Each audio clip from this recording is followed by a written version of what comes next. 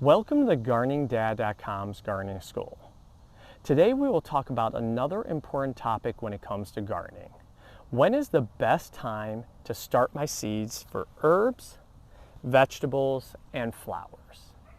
Typically, I recommend starting your seeds indoors at least 14 to 180 days before your last frost.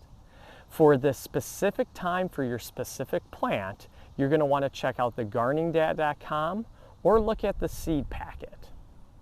So when is your last frost date? You can find your last frost date in the link in my description, and this will take you to a site that's going to tell you not only your last frost date, but also your first frost date.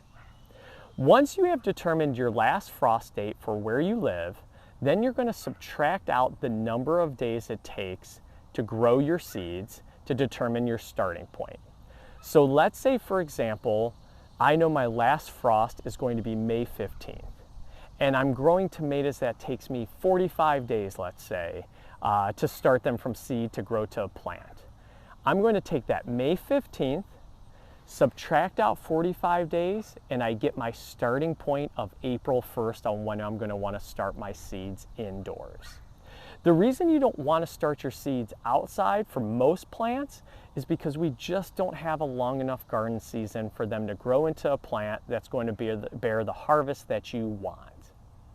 So let's talk about some other important tips as it relates to growing your plants from seeds. After you grow your beautiful plants from seed, I recommend slowly acclimating them outside before transplanting them into your garden. This means you're going to want to take that herb plant, that vegetable plant, that flower plant, and you're going to just want to introduce it outside for 1 hour today. Tomorrow, you're going to want to introduce it outside for 2 hours and then bring it back inside. The next day, 3 hours, and then bring it back inside. You're going to continue to do this for 8 straight days or 8 straight hours before it's ready to be planted. This is going to help harden that plant, and by hardening your plant, it's going to become more resistant to disease, to pests, to drought, to even long periods of rain.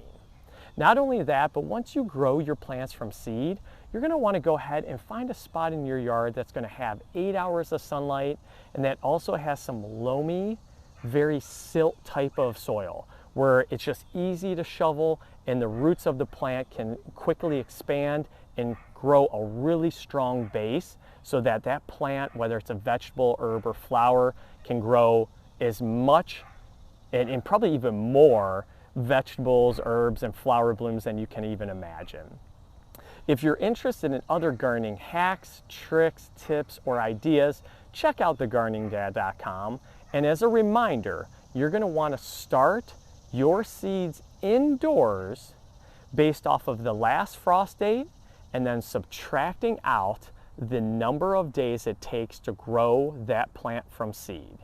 And so again, May 15th is my last frost date. Subtract out 45 days if that's how long it takes to grow that plant.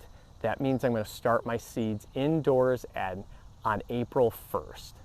Thank you very much for watching. Again, please check us out at thegardeningdad.com, Instagram, and Pinterest. Thank you and have a great day.